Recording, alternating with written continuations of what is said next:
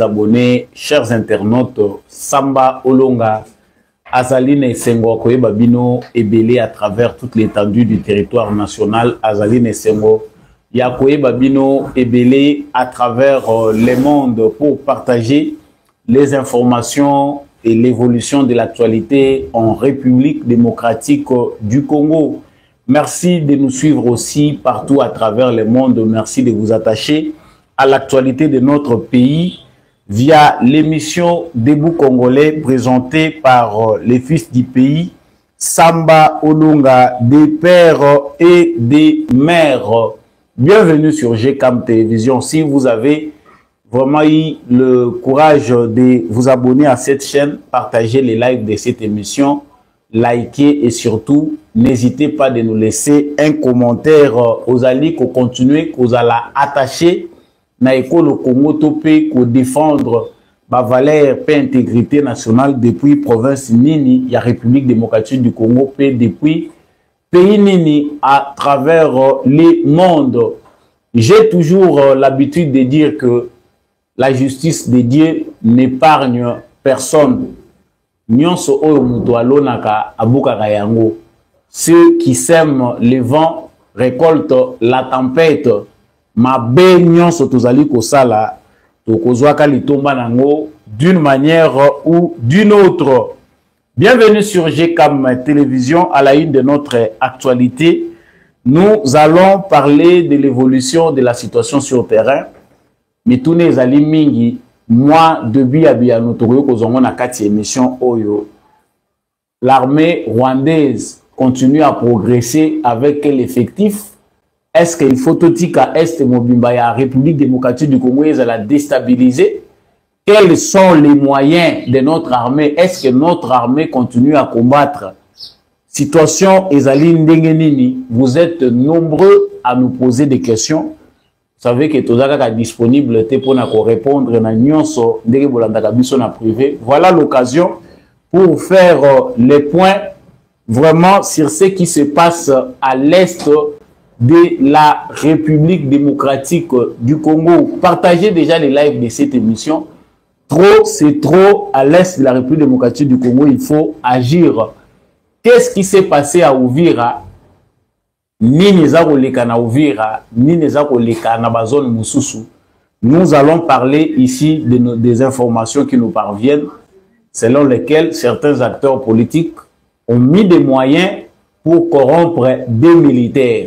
Les arabes militaires, bazape na kacha kosala musala na bango, selo bambongo yo. Bazui, déjà partagé les lives avec le voisin, dites-lui d'entrer dans cette émission parce qu'il y a beaucoup de choses que nous allons parler. Nous allons parler de cet éternel refus de la France. France azali toujours côté de la sanction Oyo. Europe azali ko proposer pour na ko sanctionner nango Rwanda. La France reste le pays européen le plus réticent face à la démarche de paix en République démocratique du Congo. Refus wana ezali dû à quoi? Quelles sont les poches de résistance? Pourquoi? Pour le belango na kati, il y a émission na biso ya mokolo alelo, Félix Tshisekedi a-t-il des alliés? Est-ce que ba alliés à Félix Tshisekedi bazali prêt pour na kolandaye na voix oyo azali ko s'engager? Ça aussi nous allons en parler. Nous n'hésiterons pas de parler du Rwanda, le pays africain le plus puissant où Azali ko apprendre biso ndenge nini ya ko discipliner les Européens. Le Rwanda a coupé les ponts avec le royaume de Belgique. Donc, Rwandais, Balobi, plus question, ou Kagame, je peux dire, plus question de collaboration ou coopération en matière de développement. Le Rwanda ne veut plus de cette collaboration-là avec la Belgique parce qu'elle constate que les nuits a ses intérêts. Je parlerai dans cette émission de la carte russe. Qu'est-ce qui se passe entre la Russie et Félix Tshisekedi? Est-ce que Félix Tshisekedi a quitté la choix directement? Il a la sauver Mupanzi à Russie. Je vais parler aussi dans cette émission de cette carte russe où ezali joué par Tshisekedi à sa manière. Avant de terminer l'émission d'aujourd'hui, Tokolobela likambo ya discours ya haine tribale oyo ezali de plus en plus relayé par certaines personnes de mauvaise foi. Discours ya haine tribale ezali comprendre le dessus via ma communicateur moko oyo bazali choisi bien connu pour na kwa tisser haine tribale. Paraît-il qu'à Kinshasa bato bako loba lisusu Swahili te. Bato bazako loba Swahili na Kinshasa bazo se sentir menacés. Paraît-il qu'il y a rwandophobie. Partout les rwandophones se trouvent au Congo, bazali rechercher et assassiner. Qui sont à la base de ces informations? Qu'est-ce que nous pouvons faire pour ne pas relayer de tels messages et pour barrer la route à cette machination et manipulation? Dans cette émission, nous allons aussi en parler. Voilà tout pour l'actualité que nous allons aborder avec vous dans le cadre de cette émission. Merci Nabande Kognon, Sobozali, qu'on continue, qu'on rejoindre Bisso à travers l'émission Debout Congolais. Si vous êtes déjà en ligne, veuillez partager les lives de cette émission. Partagez les lives, likez et n'hésitez pas de vous abonner. Vous êtes en direct, partagez. Je vous avertis que Mituna Ezali Ebele, Biamezali Nakati émission Oyo. C'est notre devoir, le devoir que nous nous sommes donnés de vous informer. Nous devons toujours savoir garder notre sang-froid, même lorsque les informations Ezali Kopé Sabiso tranquillité. Naromi Sikawa na actualité ndenge na utu kolobelango. J'espère bien que bandeko boza en ligne beaucoup partager massivement parce que ceux qui ont l'équipe élément important bandeko musu bayaka kozongela na mituna. Partagez déjà les lives de cette émission. Progression, il y a armée rwandaise sur le territoire congolais. Ezali ko inquiéter peut qu'on faire réfléchir ba Congolais et belé. Je pense que bandeko belé baza Rolanda Bisso baza na besoin ba yeba qu'est-ce qui va se passer. Le président dit quoi? L'armée rwandaise est en train de défiler de territoire en territoire. C'est-à-dire, on en parle partout. Et comme le rôle à Bazar dans la province, qu'est-ce qui se passe? Et ça, ma question que se poser. Hier, c'était Goma.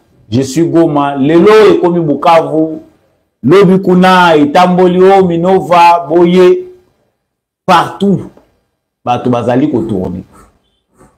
Qu'est-ce qui se passe sur terrain? Pourquoi l'armée rwandaise progresse-t-elle? Et qu'est-ce qui se passe avec l'armée congolaise? Pourquoi dans les différents fronts, c'est comme si Bissonde toujours Boudalissou souté il y a calmi. Qu'est-ce qui se passe? Je réponds à cette question.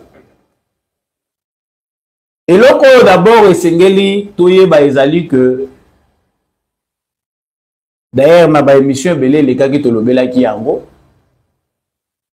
les rapports de force et loué, parce qu'il y a un acteur qui est Paul Kagame qui veut que les rapports de force aient à la concentrer dans point de vue, point moko focal, c'est-à-dire dans terrain.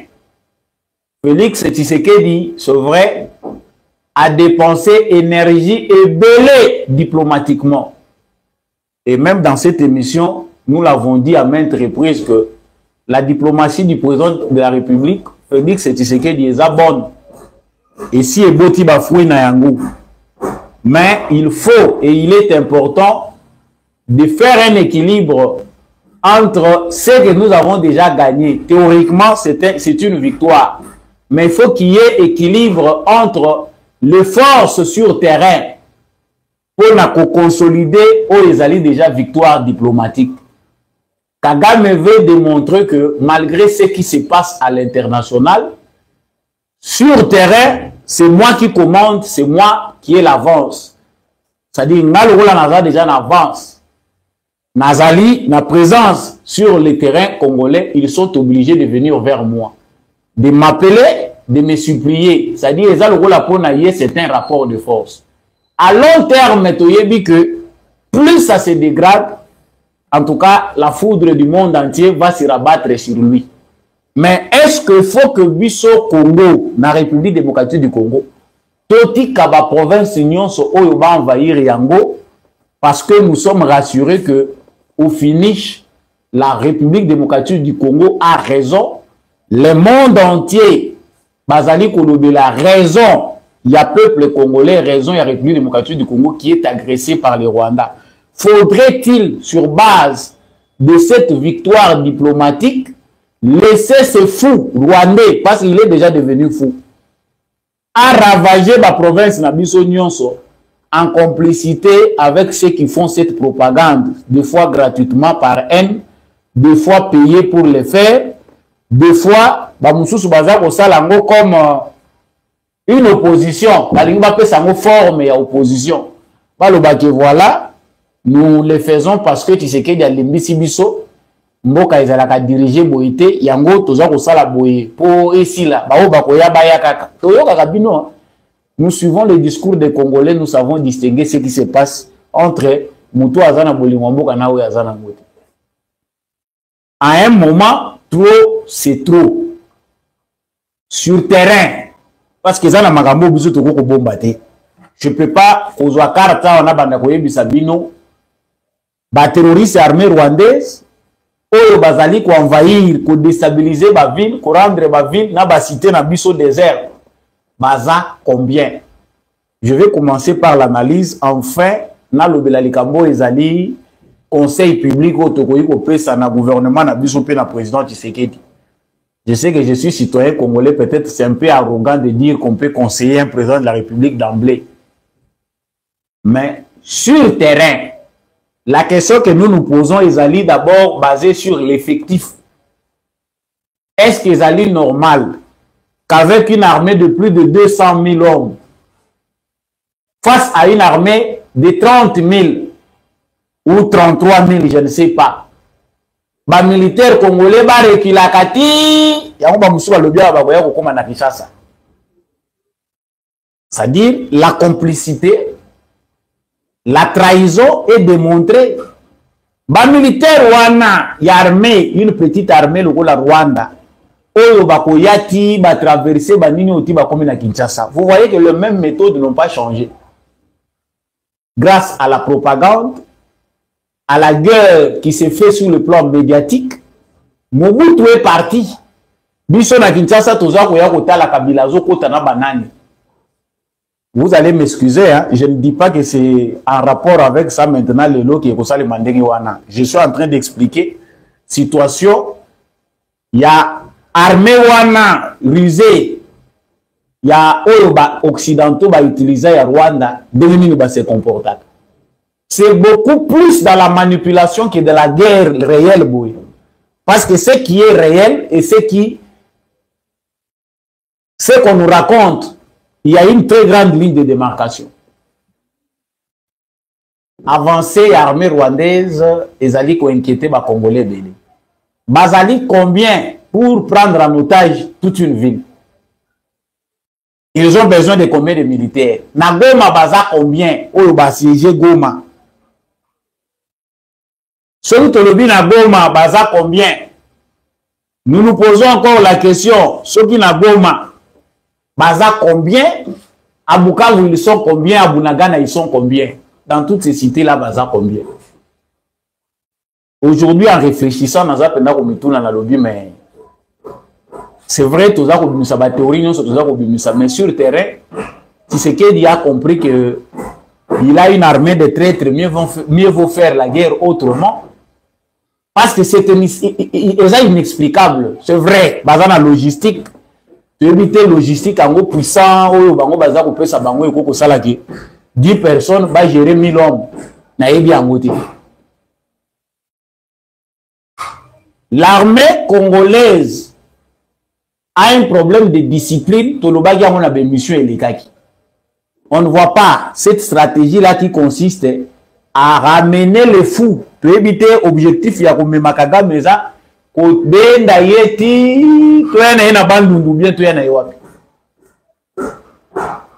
il est possible que l'armée résiste à Zamba. pour repousser ndenge to salaki na Goma. Donc tout le monde que depuis verrou ya Goma est lâché.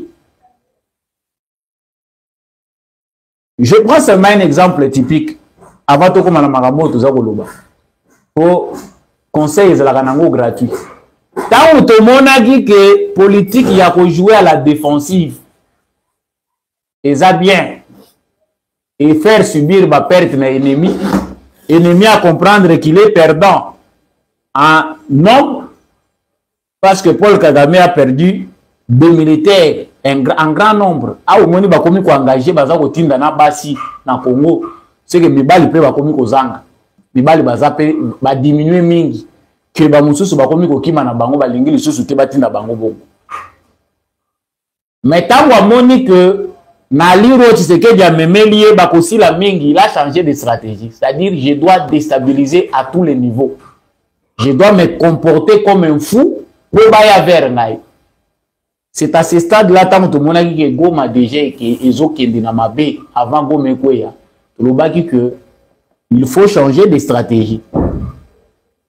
Soit trouver un moyen, il y a que briser, bamakabu ya ba cesser le fait. Pour attaquer dans ma position na bango. Parce que l'équipe même il y a football na défense, na défense, na défense. Cette équipe là de football finit par encaisser les buts. Défensive ezalaka bien, bozo défendre, bozo ezalaka ba attaquer bino bozo défendre. Bon, ba mususu pe ezalaka peut-être jeune na bango moni baza ko sala ba contre-attaque. Mais ezana ba match où esengaka teke bobeta na défensive. Pour ceux qui adversaire a tiré pression ma casse, vous allez finir par encaisser. C'est ce qui nous est arrivé par rapport à la situation à Goma, Bukavu. Adversaire a moni que biso toza na stratégie à cause de la bango baya katosi lisabango.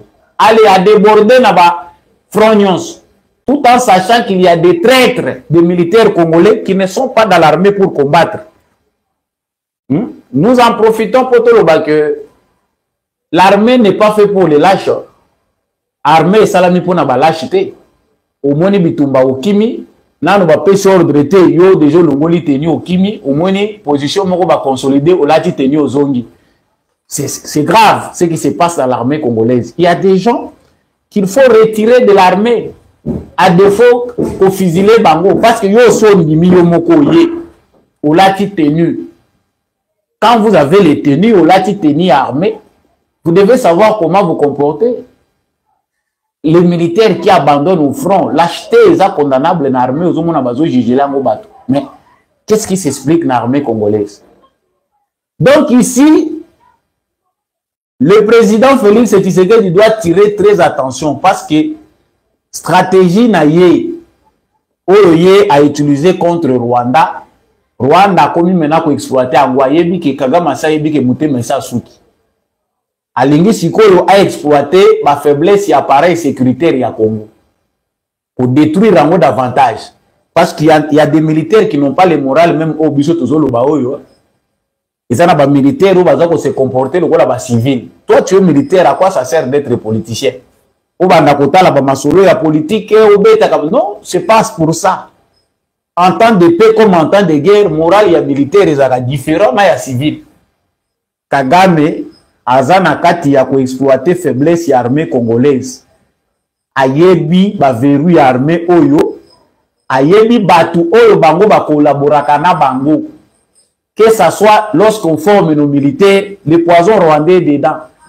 Que ça soit na kati ya makambo logistique, ba rwandais bazakuna na infiltration ezakuna bazana batu na bango. C'est à tous les niveaux na ba structure union so armée na biso, ils ont des informateurs.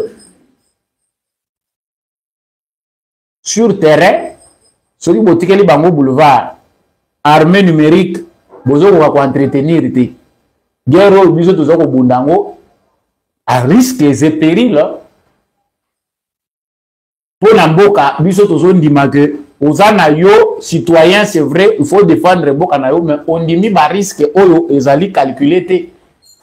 Ezali coordonné te. Sur le plan militaire, on voit des militaires en errance. Dans le moment où Mboka est menacé. Ça, c'est grave. À quoi ça sert d'avoir un chef d'état-major? ba commandant ya ba zone ya armée, première zone, deuxième zone, défense, troisième zone, ba commandant ya ba zone wana nyonso. Est-ce que vous voyez la différence entre l'armée d'un pays attaqué na armée oyo est dans la situation de paix?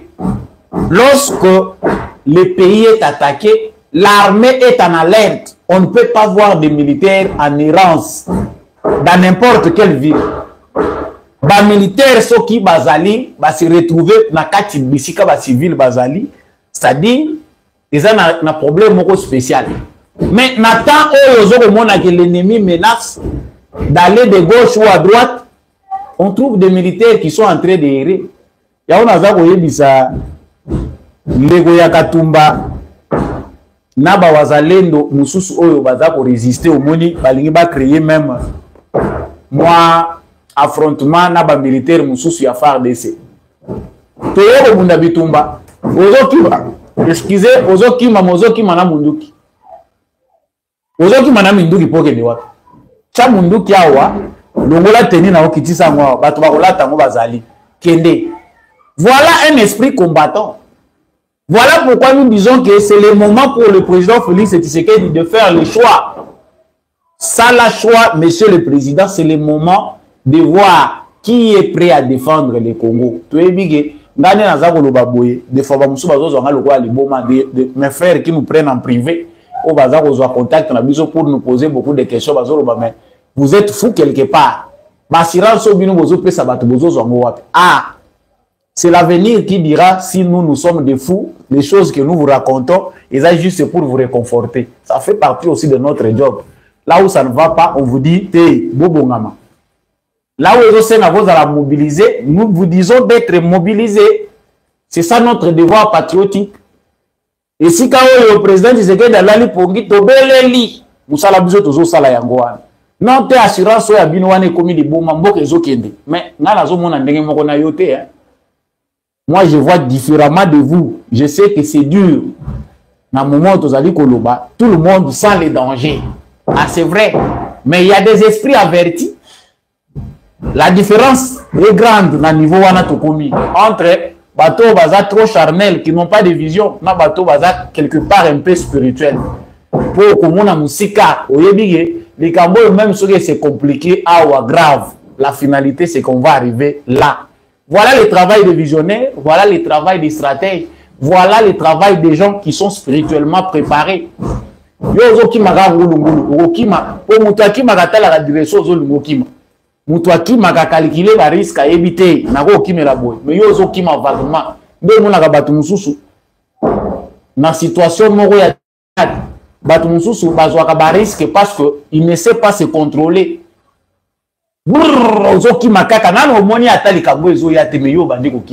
Cette situation va profiter à certaines personnes parce qu'ils seront élevés. Pour permettre il y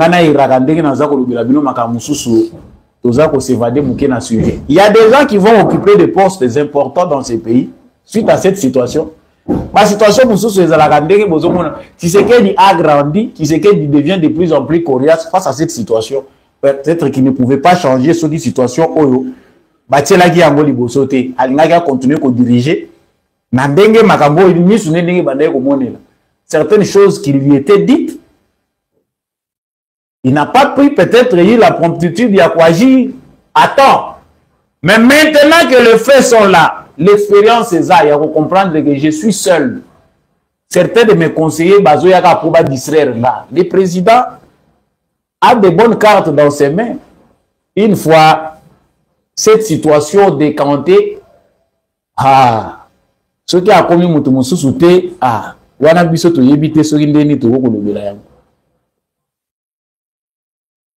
ce qui est important. L'initiative visant le renversement des pouvoirs de Félix Tshisekedi à Kinshasa, c'est un projet bateau Bazali, Ouvre Nango Mingi, Bazali, Kagame na Museveni, va comprendre qu'il faut que Tshisekedi quitte le pouvoir. Et ça carte na bango. Mais est-ce que cette initiative-là a l'approbation? Il y a Batunion so Bazali Libanda, il y a au Congo. C'est non. Bango balobité, tu peux exploiter fragilité où ils sont au Congo. Il y a des gens au Congo qui combattent Tshisekedi, tu peux utiliser Bango. De la même manière qu'on peut exploiter nos anciens alliés, où ils sont généraux dans l'armée congolaise. Et voilà. Joseph Kabila envoie des gens avec les moyens.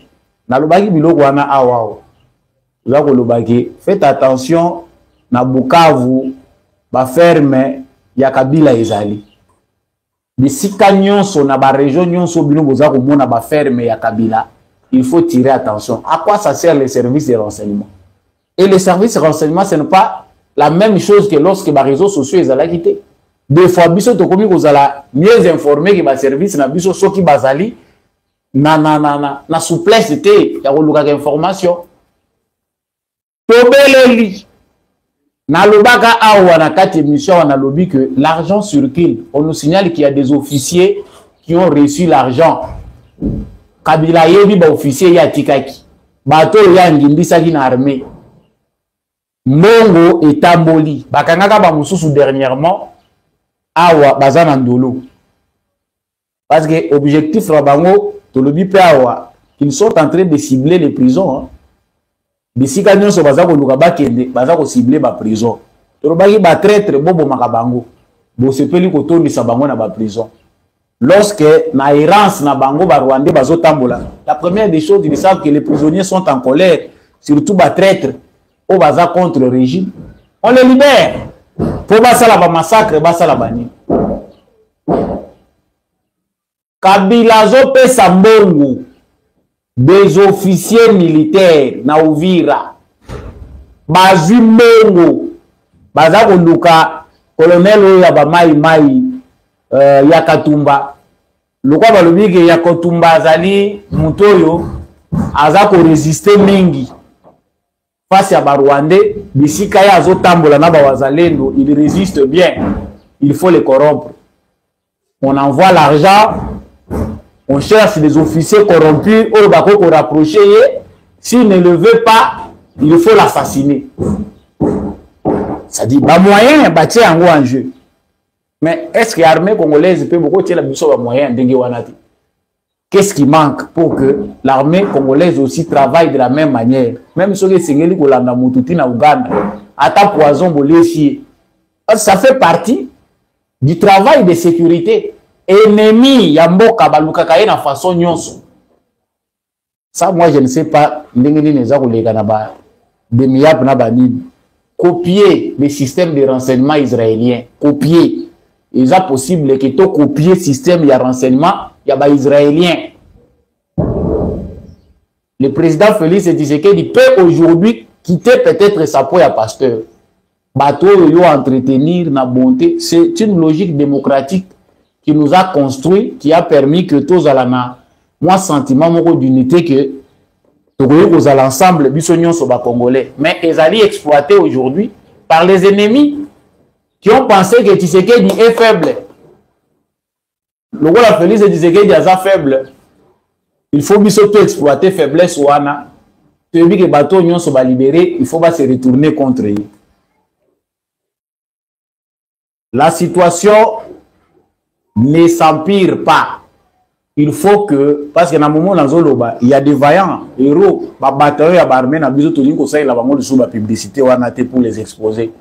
Mais nous savons qu'à Lubero, comme dans plusieurs autres endroits, dans Nord Kivu, dans Sud Kivu, l'armée continue à combattre. L'armée n'est pas faite pour les lâches. C'est le moment d'écarter les lâches de notre armée. Élimination systématique et salaka.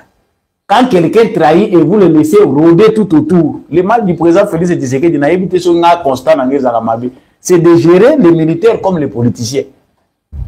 Les militaires, basés la philosophie na bango mususu. Si là na bango ndenge zalaka na ba militaire.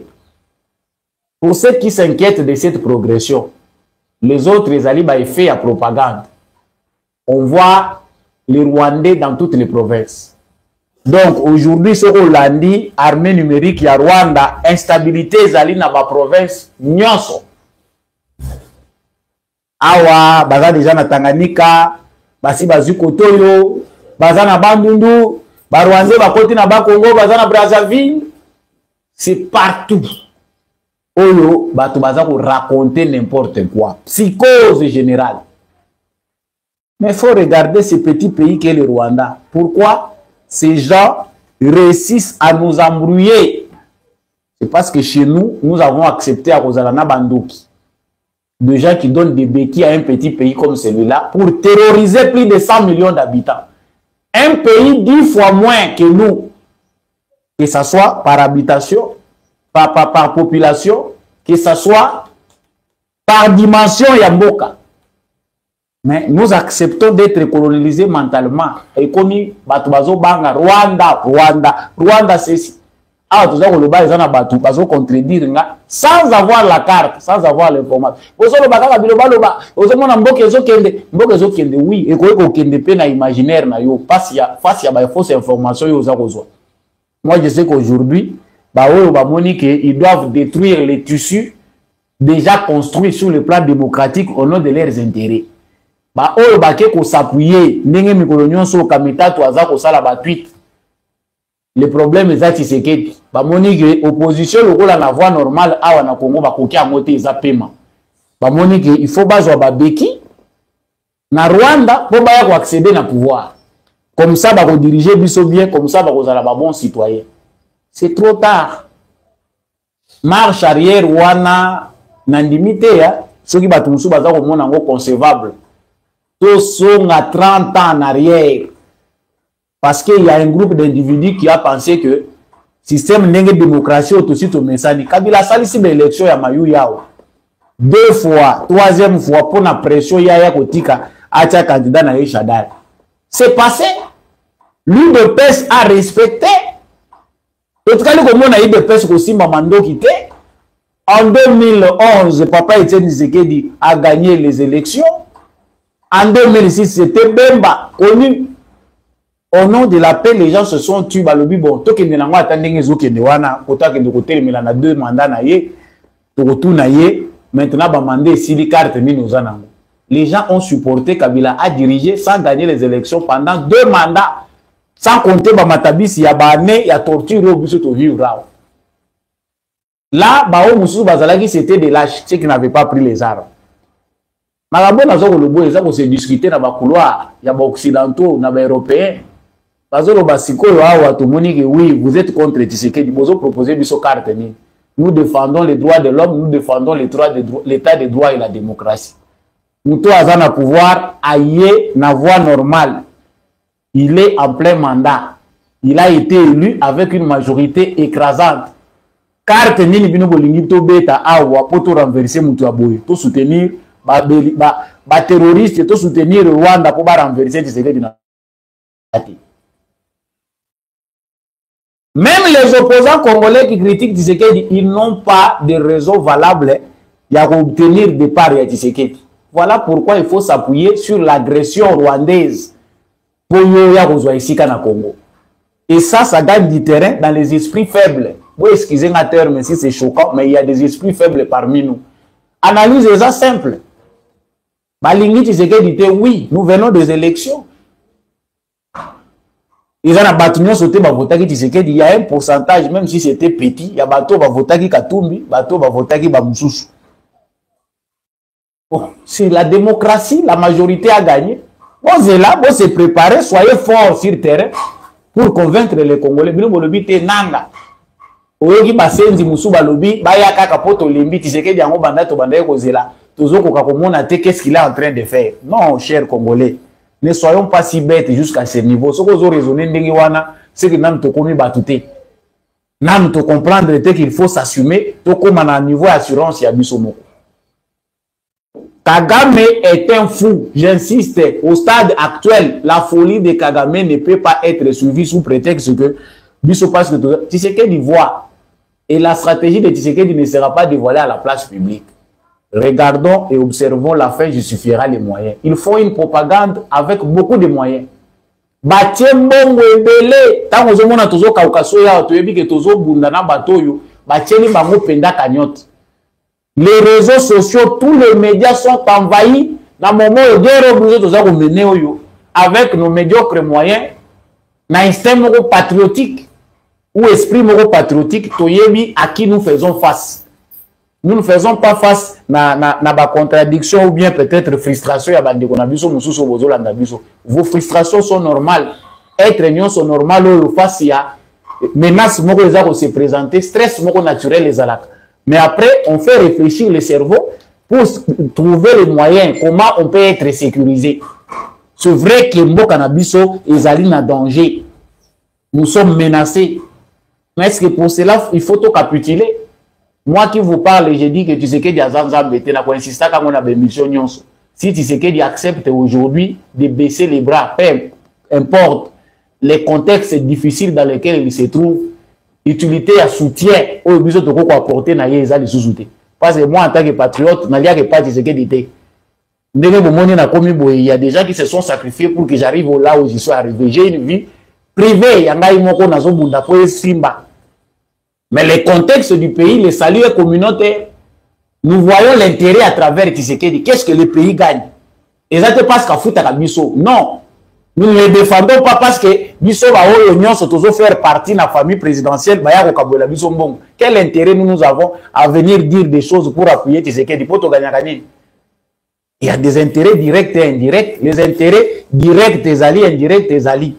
Nous savons que nous sommes liés. C'est les pays. Toujours défendre pour cette cause, pour nos enfants, pour tout le monde. Pour arrêtez. Laissez ceux qui continuent leur campagne de justifier les miettes qu'ils reçoivent pour trahir Mboka, Bakolemba. Ils vont se fatiguer. Ba moyen belé au bâti en jeu. Éternellement. Vous verrez qu'ils vont se fatiguer. Bakolemba. Mais le Congo restera ce qu'il est avec ceux qui ont accepté les sacrifices à défendre. Même des gouverneurs, j'évite ici de créer la psychose pour rien. Les gouverneurs, une situation une insécurité, papa. Tant que vous avez une sécurité, tant que vous avez un intérêt en tant que gouverneur, vous avez une sécurité. Lorsqu'il faut défendre l'intégrité de la patrie, sensibiliser la population, pour sa population, pour assurer bango, allez-y comprendre. L'éternel refus de la France face au changement en RDC. La paix que nous cherchons, Nana sina yebisaki bino angle na ngai ya réflexion tomati musika makasi oyo atikala na ya ko rejoindre biso tozali na source ya place likamwe wuti. C'est vrai qu'à l'interne tozana ba défaut na biso mais tolandi komba na source côté oyo mabe wuti là, que ça soit les Tutsis, que ça soit les gens de Kagame et les Congolais qui les ont accompagnés. Bazali ba petit bandit de chemin ndenge na komi ko benga bango mikolo yo. Les vraies problématiques bakolo combat oyo bakolo destruction méchante oyo pour le pillage des minéraux, ils sont là-haut. Tala lelo France, le monde est divisé, hein, la question du Congo. Na France Macron atikali yemoko classe politique nyonso mobimba. Balobi non, trop c'est trop. Comment biso de défendre ba valeur? Na ba Marie Le Pen bakomi ko loba. Jean-Luc Mélenchon balobi, toute la classe politique en parle, c'est déjà exagéré, boyété, tout ça va receleur. Tozo yimba déjà monani que tozo kende ko yiba, et si comme tozo boma poazwa, biso tozo kende ko zuela kuna. Toza miyibi, ils reconnaissent eux-mêmes qu'ils sont voleurs. La France parle deux langages. Il y a une France qui a compris, et celle d'Élysée, de Macron, qui pense qu'il est plus intelligent que tout le monde. Lui ne veut pas broncher. Et on a signé c'est la France regardera le Congo par la fenêtre. Et ça moment na biso bakokabwana guerre esi bandi kozonga côté Outaki. Bitumba ezozonga petit à petit côté Outaki et gagner déjà terrain. L'Europe est divisée. En Allemagne, ils sont divisés. En France, baza divisé. Dans le Royaume-Uni, baza divisé. Aux États-Unis, ils sont divisés. Panzani, confusés aux côtés là-bas. Mais c'est ce moment-là que certains Congolais choisissent de trahir leur pays. Et ça passe. Belgique, il y a Nyoko Libiso Mingi. Bandeko ya Léopold II. mais batelemi balobi te oh to bomba on lisusu te il faut to loba Belgique a fandeli Rwanda nguma lobi biso na bino Belgique a lobi to kotika sauter il faut condamner sanctionner le Rwanda ba Belge ba komi ko condamner kuto na ba français et puis ça ki bino ki na suka boko beta na makofi bino na bino guerre oyo tozo déplacer spirituellement tozo zongi sango na Europe finalité ezaki makambo biso to moni oyo na Afrique ça va finir en Europe et ça par MT vis-à-vis à bas citoyens européens mais ça c'est les alliés flèches à retour flèches d'aller ils ont toujours accompagné na à retour et ça ndenge wana ba conséquences et ya kana ba acte ba tubaza proposer c'est le karma. Les Européens vont vivre des jours sombres parce que bientôt là ba ko kata mutolo wana bazo kata pont tozo bukango. La France d'Emmanuel Macron a démontré devant le monde entier que Bango, Pona Bango, il n'y a pas d'espace pour la liberté des Africains. Les Africains ne peuvent pas parler d'une seule voix. Il faut pas diviser. Et je l'ai expliqué autrement dans ma émission. C'est la même chose. Vous avez le comportement, il y a des Français, il y a des Anglais. Les Anglais, ils trahissent. Mais lorsqu'il s'agit d'agir, la situation est s'empirer. Ils disent un mot et accompagner en action. Mais tu as le comportement et français. Ce sont eux qui parlent matin, midi, soir. Mais ça là que l'autre côté. On a beaucoup la culture francophone. Sont des médiocres. Là les France. Ils savent que beaucoup la banque qui n'a déclare mais ba yebi ko bongisa te. Ça c'est déjà s'aimer une haine. Ba mo ba si ba yebi que haine oyo ba s'aimer. Celui les autres se libérer. La France est en train de voir son influence au Congo disparaître. Macron ne peut rien faire. Nous savons que ce qui touche Macron, c'est parce que Tshisekedi est trop têtu. Tshisekedi et Macron ne s'entendent pas. Mais Tshisekedi a courtois. C'est un bon diplomate parce qu'il a utilisé le langage à Mabete. Ce qui Tshisekedi a commis un thème à pousser le Laurent Désiré Kabila. À bête à main libre. Mais Tshisekedi préfère beaucoup plus la diplomatie. Les faire, mais pas n'attendre violent. Il dit des vérités, mais il sait comment encadrer les choses. Monsieur Emmanuel Macron doit savoir, beaucoup de un message, que les divisions qu'il a entretenues longtemps en Afrique vont maintenant s'installer en France et en Europe. Ils ne vont plus s'entendre. L'Union européenne écoute à la coquille vide. Mon gars n'est pas comme bêta na wana. Les Européens ba ko bêta na mitu. Mon ndenge kaka pe Trump pe apesi bango mu Congo. Bo sala makamu na bino. Ba ko le na 4 ans au tous aussi les sango. Les pays africains qui sont bien préparés, ils vont se libérer, ils vont réussir à s'organiser parce que l'Europe, parce que la grande États-Unis a tcha bango pour ba continuer à kaka pillage. Et pendant ce temps, ça se mobilise en Afrique, mais discrètement. Nakati Afrique, les gens à bateau, si va comprendre Tshisekedi. Bah, il dit que combat ya Tshisekedi, et ça combat ya Congo ya Ngomo côté. C'est un combat pour tout un continent. Les gens qui ont la sympathie, qui ont la compassion avec le peuple congolais, sont ceux qui ont compris que les Européens, les Occidentaux bloquent le développement de l'Afrique. Ba mususu ata baza ko bundela baza ba koka moya ko sala autrement ezate mais na se baza ko encourager Tshisekedi ba mususu baza na courage ko lobango ouvertement qu'il faut aider le peuple congolais mais ce n'est pas de l'aide, c'est une solidarité africaine. Ce n'est pas la question de Tshisekedi, c'est la question du décollage de toute l'Afrique. Ceux qui te réussir ko lobango ko imposer une solution africaine na problème congolais, nous arrachons une part d'indépendance. Nous les Africains. C'est ainsi que Tshisekedi multiplie sa diplomatie. Moni ba oyo ba journaliste ya simanda ko ba lobi. Tshisekedi azoke ndeko senga aide ya Angola, azoke ndeko lelaka ba batindela ye minduki. Non. Tshisekedi a déjà séduit des présidents africains qui sont responsables. Et moment oyo, si lui-même, parce que c'est lui qui coordonne, ce qu'a Pessimo, c'est l'embrasement de la région. Parce que Batmazo Kanisake, Le Rwanda va envahir le Congo à Yeti, Babengani Tshisekedi, certains civils, Bakokoma na Kinshasa, Babengani Tshisekedi a quitté le pouvoir. Vous faites un mauvais calcul. Vous n'avez encore rien compris et vous ne comprendrez rien. Parce que Makambouza les sous na niveau na binoté. Et c'est l'équipe Mitou na bino. Quand les sages montrent la lune, l'insensé regarde les doigts. Bazo la Kisa Sanza, Yozota la Moussapi. C'est différent. Le Tchad se mobilise. Je vais envoyer. L'Angola, l'Angola aussi sa philosophie. Ceux qui le Congo est déstabilisé et qu'on a affecté d'une manière ou d'une autre. Il y a un président angolais à Kachaki Koloba vérité dans l'Union africaine. Il a étalé toutes les vérités à la Kisi Bango va bloquer les Awapi. C'est-à-dire, Ezali quasi soutient à Félix Tshisekedi, même s'il ne peut pas s'afficher ouvertement. Il va subir la pression de partout.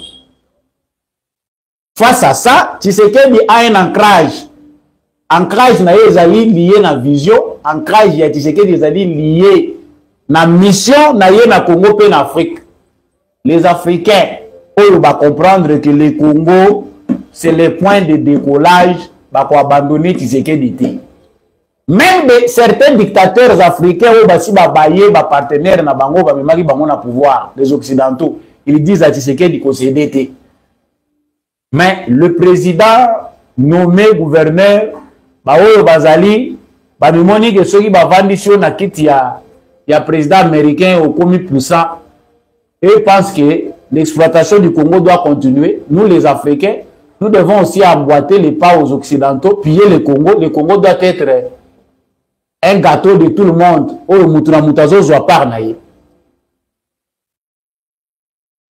si nous n'allons pas nous laisser faire. Ce que vous voulez savoir, c'est ce qui est caché dans le ventre de Tshisekedi. Si c'est une stratégie, vous voyez, vous avez le résultat. Yo lobi que vous après bokota bokolongwa ndenge zokende wana ti bokoya bozu Kinshasa. OK, ce sont de bonnes ambitions parce que tout le monde peut avoir des ambitions, ambitions est légitime. Comme vous avez tous les moyens, faites-les. Mais sachez que cette histoire va enterrer beaucoup de politiciens, ils vont disparaître en Afrique comme au Congo. Ceux qui ne voient pas les ali bateau bazako lier les Cambo yo kaka uniquement na avenir ya Congo yemoko. Et comme makasi parce que l'Afrique aussi en dépend. Seuls les visionnaires peuvent conclure avec efficacité la situation présente et la République démocratique du Congo. Et la bataille que mène Tshisekedi. Bataille où Tshisekedi a mené, où le Bomoni est avilir, a Yemoko. C'est un combat hérité pour toute l'Afrique. Ceux qui ont compris, ils ont compris. Ceux qui n'ont pas compris, ah, vous aurez le temps peut-être de comprendre comment on a un livre, les Rwandais, pendant ce temps-là, Kagame a Kagame nous était vendu. Tout ce qui a commis les bombes, cerveau n'a pas réfléchi, ça a le bâtonnier sauté. Kagame a commis un niveau déjà assez accolé, super puissance, le Rwanda, à l'objet, Nakati pour la Belgique. Plus question de coopération avec la Belgique, aide au développement na kati. Mais aussi la soni papa. Yo Kagame olia kangote, eza ba Rwandais les pauvres nde balia kambongo wana Belgique atiaka. Bazo ya kozongisila yo ko ba yibaka ezolekela na nzela na yo. Au lieu de laisser les pauvres Rwandais utiliser, parce que les pauvres Rwandais sont pour rien. Aujourd'hui, il y a un sentiment de haine qui peut peut-être animer certains Congolais vis-à-vis des Rwandais, dont la plupart sont innocents. Ils sont aussi pris en otage. Et quand on me dit, moi je coupe les ponts, mais regardons, quand tu coupes les ponts, tu crées des frustrations. Tu sais qu'il y a un sage. Il est fou parce qu'il est déstabilisé. La seule raison pour lui, c'est que dès la commune à Soukawa, n'a bébisa nyonso. Comme ça, on a besoin d'un appui. Il veut que le monde entier viennent auprès de lui pour les supplier. Non, tika, tukosalaboy. Mouto a compromettre les sous Kagame, l'eau azati. Yangwa aza prêt à l'objet qui n'a pas bébi sa nyonso. Ça va? L'armée congolaise a aussi sa stratégie. Kota, le rôle militaire rebelle. Kota partout. Zoa Katumbi, ceux qui Kabila, boya kotia na pouvoir. Laissez-les entrer, ils vont se perdre. Moutou tango ba kokatango, Oh, etikali wana ko servir na ngo de nourriture ko sala so eloko moko te. C'est la tête qui est le plus important. So ika mutu wana ekatani, oh nyonso etikali oyo. Etikali inutile. Et que fonctionner les sous-soutés. Ceux qui ont compris ont compris. La Belgique a mis la pression. Belgique n'a pas récupéré. Pendant que Belgique a étudié, Mélanie n'a pas la bongo, akata mbongo atin de la rasuka gamete. Allez ya sauter mbango alubi na kati collaboration. Populisme. C'est un petit pays qui souffre. Mbongo moyibi ezoleke la viayo. Espérons que vous allez tenir comme ça sans budget extérieur. Apport au Yaka extérieur, on peut tenir bongo 3 mois, 4 mois, 5 mois. Total à côté Kokende. C'est la folie, les conséquences. Et comme déjà qu'on choqué, vous n'intimidez personne. Bateau, basalio, comme les Kagame qu'on voit, la qu'ils nous ont menti. Tu n'es qu'un tigre en papier. Les Kagame qu'on croyait intelligents, stratèges, c'est juste du leurre, il y a des médias occidentaux. Une publicité créée par les médias occidentaux pour encourager un petit dictateur qu'ils avaient fabriqué. Aujourd'hui, la vérité est têtue, le monde entier connaît qui est le vrai Kagame. Et pendant ce temps-là, les Congolais pensent qu'il est très puissant. Il faut tout banga, ou moni bako yana Kinshasa, Salaboye. Il y a un raisonnement qui font de nous des lâches. Ils ont un raisonnement, j'ai réfléchi ce matin, j'ai pleuré. Quelle lâcheté! Autant il y a l'effectif armée congolaise, autant l'effectif armée rwandaise. Autant les logistiques, autant les populations. Vous laissez déjà court comme ça, une guerre psychologique. Guerre moko inventée. Et ça n'a pas même sous bazolo Rwanda, ça n'a pas existé. Quand même philosophie Laurent Désiré Kabila, on s'est demandé à Kinshasa où sont ces militaires qui ont chassé la DSP. Ba militaire ya makaso ya wa bakendaki bakimaki wapi armée we bengani bango. Oye bibino, vous ne pouvez pas venir comme ça boya ko embrouiller batuné boza ko embrouiller. La propagande est payante. Ceux qui font la propagande la face parce qu'ils sont payés pour ça. Mais la vérité, elle est là. Batuembele na comprena te bazaka sensible na vérité. Les mensonges, les alaka. Mais évitez pourquoi certaines personnes sont très sensibles aux mensonges qu'à la vérité. Pour aller à la vérité, il faut écouter la conséquence belé, mais à comprendre qu'il faut la vérité. La carte russe de Félix Tshisekedi, là, je tends vers la fin de l'émission.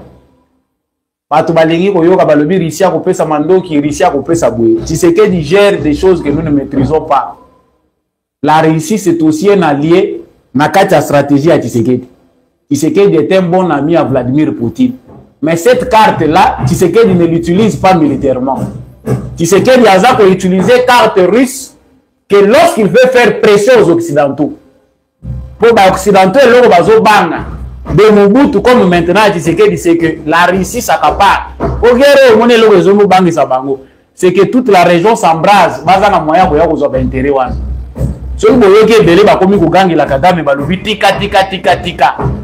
C'est parce que dans moment aussi ça s'embrase. Tout le monde profite. Et ça ne sera pas facile. Nous risquons de perdre même certains endroits où nous contrôlons. Et Malamou, et la et à une guerre avec des inconnus. Certains qui sont déjà prudents, ils ont compris que Ali Raboy, so la dit dans le discours, il faut la crainte à Bamindele. Non, les risques d'embrasement régional, ils analysent par rapport à leurs intérêts. Mais une fois la région embrasée, c'est un problème. Je l'ai dit dans l'émission qui est passée, le choix est clair. Entre l'embrasement de la région, qui va coûter cher, et aux Africains, ça ne sera pas seulement les Congolais, et aux Africains, et même les Occidentaux, le choix est clair. Bokamataka mutuna bino wana kakonda wana bozongisa bokanga mutuna bino wana bozongisa sika bozwaki et c'est fini, on peut avoir la paix comme ça. Quand on veut une nouvelle vision, on veut un nouveau vent, on change des acteurs. Bino bakolo ba système na bino ya moyibi biso nde tokomi ko prendre bino. La carte russe de Tshisekedi est opérationnelle. na kati ya makambo eza koleka na guerre ya Tshisekedi na Kagame, guerre ya Rwanda na Congo, la carte russe est là. Tant Kagame a kokende, vous saurez aussi que la Russie a joué aussi son rôle. Et ça na makambo ebele etambolaka na kati ya mboka mususu ba exposaka ngoti. Le comble exact, c'est parce que Tshisekedi gère seul la plupart des secrets d'État. On va découvrir lobby que lorsqu'on arrive les résultats. Nous allons célébrer cet homme, mais ça sera après lui. Dès qu'on comprendre que Félix Tshisekedi est un héros. Et ça n'a éloge inutile. Et ça m'a avec une vision parce que c'est maintenant qu'il faut le dire.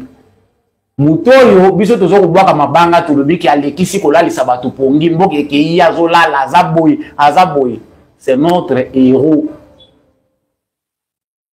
Nombreux vont comprendre.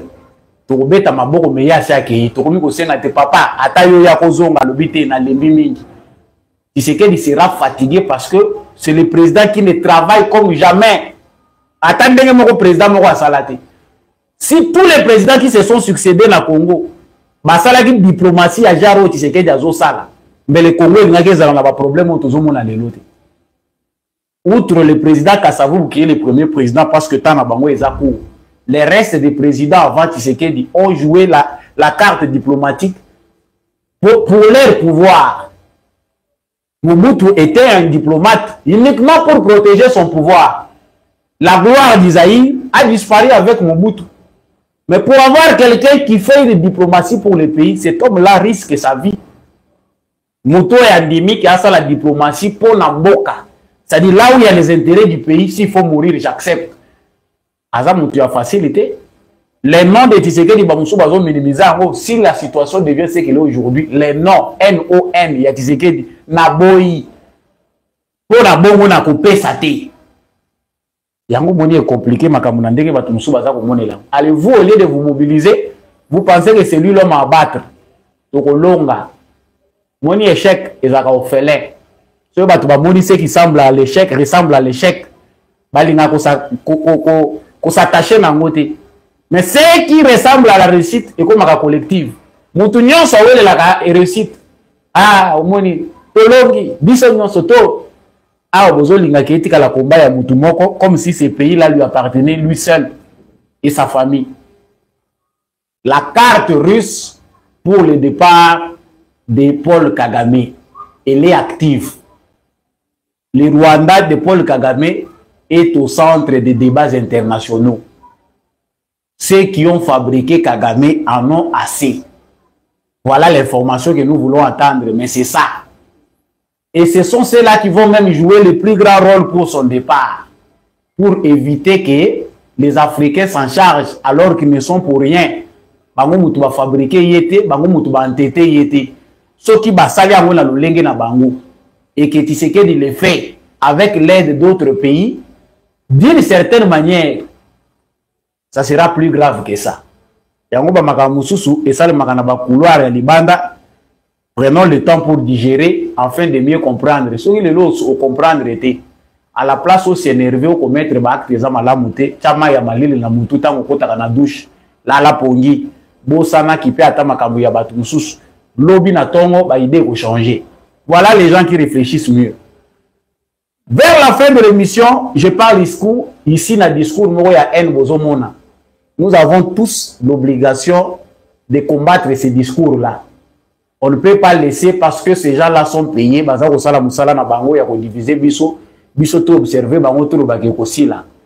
De plus en plus, il y a des discours selon lesquels à Kinshasa, les swahilophones sont attaqués, les rwandophones sont attaqués. Ces discours-là, on ne les voit que dans les réseaux sociaux. Moi, j'ai des amis swahilophones. Il y a même des Banyamulenge à Kinshasa, des Congolais rwandophones qui font leurs affaires. Ils sont dans les banques, ils sont dans différents endroits. Les Swahili se parlent partout à Kinshasa. Cette réalité-là n'existe pas. Mais il y a des communicateurs qui vivent même à Kinshasa, des Katumbi et des Kabila, qui propagent ces informations-là qu'il y a une haine contre les Swahiliphones. Chers Swahiliphones du Congo, partout où vous êtes, que ce soit à l'est du Congo ou partout, Ne vous laissez pas manipuler par ces poisons rwandais, comme le dit le ministre de l'Information Patrick Mouyaya. Ces poisons qui consistent à diviser les Congolais. Au Kabolaba Congolais pour la Sasabango Malam. Parce que l'ennemi ne réussit à vous assiéger que quand il réussit à vous diviser. Ce qui division est simbi de balongi bino. Mais si vous êtes unis, bakolonga binote. Basili wanate, komi rwandophobie, baza ko partager ba fausses informations, contredisez-les, bandegobele bozolanda biswawa. Faites quelque chose, même par un commentaire, même par une prise de parole, même par mur na yo na réseau social, il faut contredire batou oyo biloko bazosala parce qu'il y a des faibles parmi nous qui digèrent tout. Ils ont un bateau au bazar à niveau, il y a qu'on sélectionner. Ça vient du poison. Ils ont poison à Rwandais na ko lia boité. Ils ont un bamusu ils ont kota bango direct dans le cerveau. Ils ne sélectionnent pas. Un président qui est en Allemagne, a fêter Saint-Valentin. Je passe dans la rue, j'entends des Congolais le dire. Bazo partager comme information. Ah mboko ici baby président zo longombo que za na guerre zo que de na ko fêter na moi si na en Allemagne. Vous sentez qu'il y a des Congolais qui vivent encore au 19e et 18e siècle. Au siècle, il y a 20, na 21e, na 19e. À cause, il y a mauvaise culture, il y a information. Nous devons batailler dur pour faire face à ça. Demain, la patrie nous sera reconnaissante. Même si la patrie va nous oublier, mais Dieu n'oublie personne. Sacrifice au sala pour que Mboka et Zalandenge Ezali. Zamba Monaka Yango, Tshisekedi ne peut pas connaître tout le monde. Mais nous, Congolais, nous devons nous mobiliser pour sauver notre pays et pour réclamer notre indépendance. Merci à tous ceux qui ont choisi de suivre cette plateforme, l'émission des beaux Congolais, où on a partagé analyse, décryptage et information à Binou. Le plus important, c'est le mental. Ceux qui sont Congolais, tous la morale. Il y a défense, il y a mboka. Et vous avez malamu. Maintenant, domingue na ndegombi à chaque azaki na sima ya caméra pe na réalisation pour cette émission oyo comme na bitando na bino. Merci mingi na bino ba nyonso oyo bolandi biso à travers toute l'étendue du territoire national. Restons forts. Au CDT na manipulation bisika ozate oyoki qui armé et perdre boye sali boyo lengi. Derrière chaque chose, il y a toujours un début et une fin. Fin ezali to tikala ya kotelema wazalendo na motema FARDC na motema tokutani prochainement na émission mosusu. Au revoir.